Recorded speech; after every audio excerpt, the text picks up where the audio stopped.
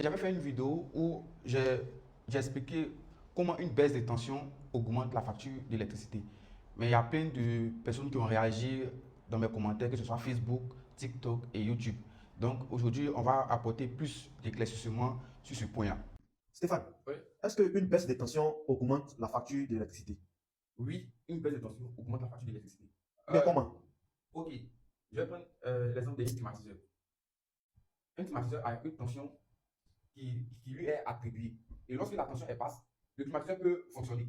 Mais le compresseur, c'est-à-dire le moteur du climatiseur, ne se met pas en marche. Donc quand vous allumez le climatiseur, c'est le vent seulement qui vient. Or, c'est pas ça le but. Le but, c'est d'apporter la fraîcheur. Donc si le vent vient pendant une heure, vous consommez. Mais ce n'est pas le but de sécher. Le but, c'est d'envoyer une certaine fraîcheur dans la pièce. Et ça endommage encore l'appareil.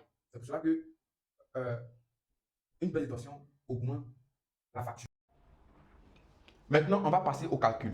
Supposons qu'on a un climatiseur de 1000 watts et on a une tension de 220 volts. Ici, la formule, c'est P égale à tension fois intensité.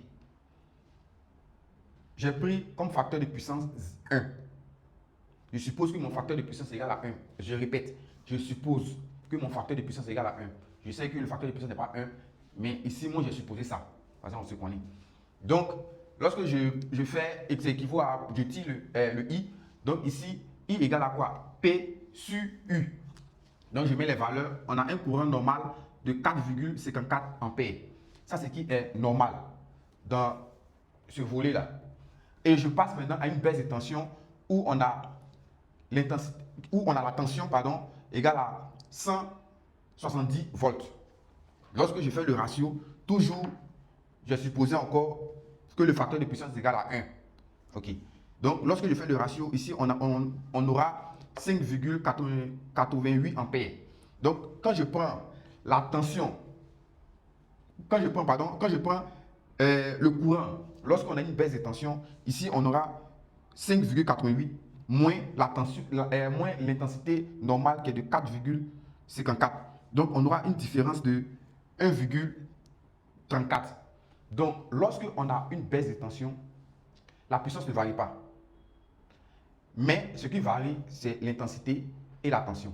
Donc, pour compenser, on aura une forte demande de courant. Or, quand on parle de forte demande de courant, on parle de facture qui augmente. Et je ne vais pas rentrer dans les détails aussi parce que lorsque on a un courant qui vient de manière forte, on a aussi des pertes en effet joute. Mais je ne vais pas rentrer dans ces détails-là. Donc, pour ceux qui ont trouvé ça ambigu, j'espère qu'avec ces calculs-là, il n'y aura plus d'ambiguïté. Et par rapport aux interactions, c'est bien, c'est beau, parce que c'est pour cela qu'on fait des vidéos aussi souvent ambiguës pour pousser les gens à pouvoir s'exprimer et maintenant donner des explications claires et nettes. Donc pour tous ceux qui veulent travailler avec nous, nous sommes une entreprise spécialisée en génie électrique.